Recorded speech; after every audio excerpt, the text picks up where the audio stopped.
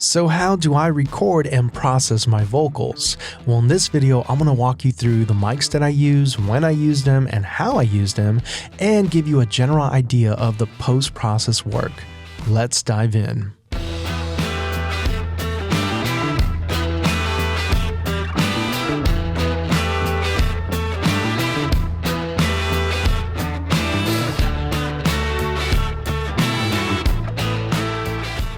So that's an example of one of my typical recorded voiceovers. And I tend to record my voiceovers using one of two mics, but we'll get to those mics a little bit later. Right now, I want to thank all of you. I am humbled and honestly a bit surprised, but it seems like a lot of you are commenting that you like my voice. Whether it's on my cooking channel or this channel or in person for those of you that have met me or know me. And you wonder what kind of mics I use or how I EQ my voice and get it to sound like it sounds. Now, I was surprised to hear that because for voiceover work or for dialogue, I never thought I had a good voice, but I'm glad you guys like it. So let's jump into the first segment. How do I record my talking headshots? Well, I actually boom a shotgun mic and I use an external recorder. Right now I'm using the Zoom F3, which has 32-bit float. And for my mic, I am using the Sennheiser 416, which is just out of frame right here. It's boomed out of frame. Now, I absolutely love the Sennheiser 416 and I think it sounds amazing with my voice. It just pairs really, really nicely. A lot of people love the Sennheiser 416. If I can only have one shotgun mic, it would be this mic. Now, there is a problem with shotgun mics in general.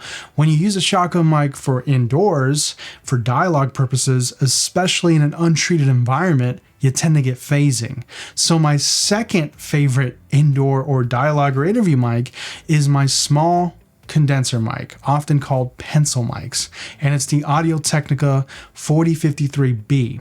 I bought that mic specifically to be used in the kitchen when I'm doing my kitchen talking heads because the kitchen is not soundproofed in any way. But out here, I have some soundproofing. It's not treated as much as I'd like, but it's good enough to use a Sennheiser, which is my favorite mic. Now, if you are interested in finding out more about shotgun mics and indoor dialogue and why you should consider buying a small condenser microphone or a pencil mic like the Audio-Technica, I did a video on that. And you can actually watch my video. I compared both mics and gave you all the reasons why it might not be a good idea, especially if you do not have a sound treated room. Now let's talk about my audio gear for outdoors. I rarely for YouTube boom a shotgun mic and use an external recorder. I'll usually use 9 times out of 10 an onboard microphone, either a onboard shotgun mic directly to the camera, like the Sony shotgun mic, the digital Sony shotgun mic that integrates wonderfully with the A7S III, or what I typically do is use my wireless lavalier mics. And I like using wireless lavalier mics because when I am outdoors, I'm talking a lot. I'm not always right up to the camera. Shotgun mics may not be the best choice. I'll benefit from having a wireless connection and having some distance. And there's two primarily that I use. I'll use my DJI wireless mic, the first version. I know they're coming out with the wireless too, but I still have the first version and I love how the DJI sounds with my voice. I do find it to be relatively flat, which I like, so it's a little easier to EQ. And to be honest, I'm a little bit more familiar with flatter mics, modern day flat mics. So the DJI pairs wonderfully. But I also love the Hollyland Lark Max, which tends to have a little bit more of like a studio sound. It kind of reminds me of my Shure SM7B, which we'll get to later. So it also kind of has a flat response, a flat profile, but I find it to be a little bit more bottom heavy. And that's a good thing, but it can be a really bad thing with my voice. But from time to time, I love using the Hollyland. And then when I'm using my DJI Pocket 3, I just use the DJI Mic 2 that comes with it, but I actually don't like how that thing sounds. I feel like it's a little dull. I actually like how the original DJI mic sounds more than the DJI Mic 2. Now, of course, we're just talking about YouTube, but if I'm working on a short film or I'm working on client work, something like that, outdoors, I'm going to use my Sennheiser. I'm going to use a blimp if it's a windy day, and I'm going to get the best audio possible using an external recorder and 32-bit flow. Likewise, if I'm doing client work and it's an indoor shot, there's dialogue, short film, maybe an interview or a corporate video, I'm going to use the Audio Technica or the Sennheiser if the area is sound treated. Okay, now let's talk about my voiceovers. And I think the majority of you, usually when you're commenting about my voice, I think you're commenting about the voiceovers because I spent a lot of time EQing the voiceovers and I put a lot of work into them. So for the voiceovers, I think the number one question that I get asked the most is, which mic am I using to do my voiceovers? And then it's usually followed up by, how do I EQ? What's my process? What are my presets for my voiceovers? 75% of the time, I'll use my Shure SM7B. I absolutely love that mic. Again, it has a really flat frequency, a modern day flat frequency, even though it's an old mic, and it's famous. You can use it for music. By the way, I also do a lot of music and I sing and all that good stuff. So the Shure can definitely be used on singing vocals as well as dialogue, but it's most popular right now or most known right now for podcasting. Ironically, it was made popular and famous by Michael Jackson because he had used it to record some vocals. But I think now when people think the Shure SM7B, they think podcast. So I have that mic, absolutely love it. It's a very nice neutral sound. And I found very early on that my voice is very bottom heavy and mid heavy, and I have to cut a lot from those areas, from those frequencies. And I don't know about you guys, but when you hear yourself, it's really surprising, right? Like when you first hear yourself, you're like, oh, do I really sound like that? And yeah, you do. So when you're EQing for yourself, you're trying to EQ what you're hearing, right? When you're talking, when you hear yourself.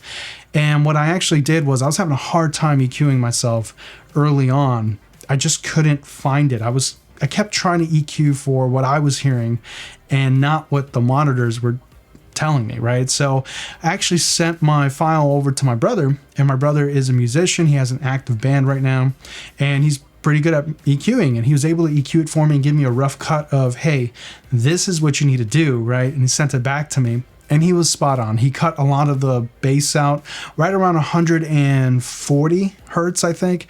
And then we cut a lot of mids around 550 and a little bit around 850. And we gave a little bit of a boost, a presence boost. I'm not going to go into EQing. EQing is a whole other video, but that's basically what I did. Now, my second mic, this is something that I recently bought, and you guys were already telling me that there was something different with my voiceover. Actually, a lot of you were saying that you liked the way that I was doing my voiceovers recently.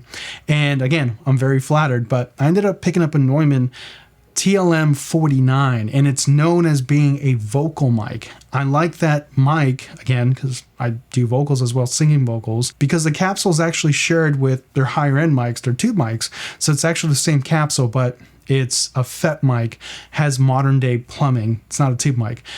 Great affordable mic. I think it's definitely not as well known in the TLM lineup, but it's a little bit of a niche mic. It's specifically for dialogue. It's specifically for voiceovers and singing. It can do all right with an acoustic guitar, but I wouldn't use it to mic up like a electric guitar and an amp or, drums or anything like that. So it's a little bit of a focused mic, but it sounds amazing for vocals. And I've been using that recently and lately, and I love how that sounds.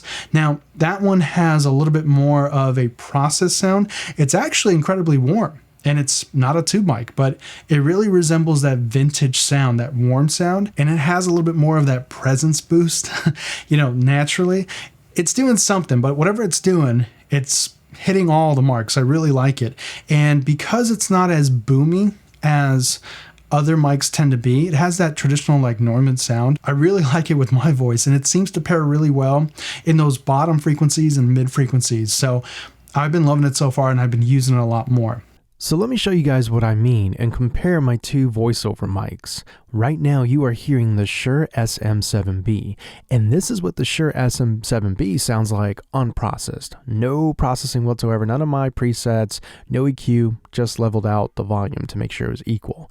And this is what the Shure SM7B sounds like processed. Can you guys tell the difference?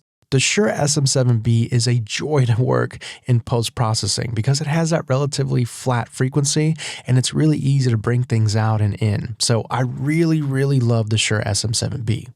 And right now you are hearing my second mic, the Neumann TLM 49, and this is what this mic sounds like unprocessed.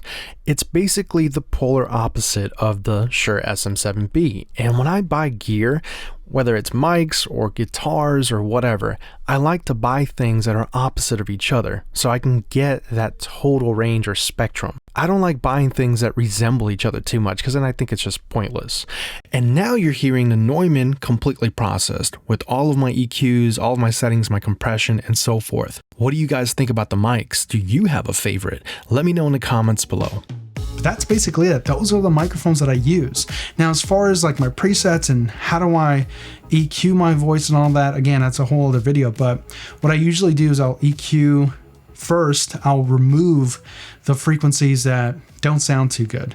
Now, I really keep things narrow. I'm not cutting out too much, but I'll sweep back and forth and find the frequencies that I think are irritating, and I'll lower those a bit. And then I'll put another EQ on there and I will boost and cut some general areas. Again, I'll cut a little bit in the mids, I'll cut a little bit in the bottom end. Not too much because I don't want to remove the foundation frequencies at the bottom, mid, and high, but I'll find a general area, I'll widen a little bit, and I'll cut just a tad, and then I'll boost just a tad in the higher frequencies, add a little bit of air, and so forth. And when I boost or I cut, we're talking about 3 or 4 dBs max. Again, not too much, but when you have a good mic, you don't have to do much anyways. And then I'll add in my compressor, dehisser, maybe some reverb if I feel like we need it, or I'll cut out some of the room presence if I'm doing like a talking head, and then I'll add in a limiter at the very end. Yes, I know I already used a compressor, but I like to add a limiter at the very end just to keep the levels where I want them. And that's basically all that I do. If I'm recording something outdoors, I learned right away where I live, there's a lot of traffic. So I tend to reduce noise, traffic noise and all that, by using Final Cut Pro's voice isolator, which I found to be really great, but be careful with it. Early on, I was taking it to like 80% or something like that. And you tend to sound like a robot. So if it's a really bad day out, I'll have it at like 60, maybe 65%, but I'll try to keep it just at or below the default setting of 50, depending. If I'm doing a talking head like this, where it's, again, everything's treated, I'll still use it, but maybe I'll have it at like 10% or 15%, very subtle. And if I'm doing a voiceover, that's a different story. That's like completely controlled. So I usually don't use a voice isolator at all, and it sounds just fine. So I hope that was informative. I hope you guys enjoyed this video, gave you guys a little insight in how I produce my audio. Again, I'm very flattered. Thank you guys so much. If you have any other questions, if you'd like to see a video on a full EQ or how I EQ or anything like that, drop me a comment and I'll see if I can do something to kind of give you a little bit more detail. That's it for me, guys. I hope you found this video informative, and if you did, please consider subscribing and joining our YouTube memberships. Help support the channel. I'll catch you guys in the next one. Take care, everybody.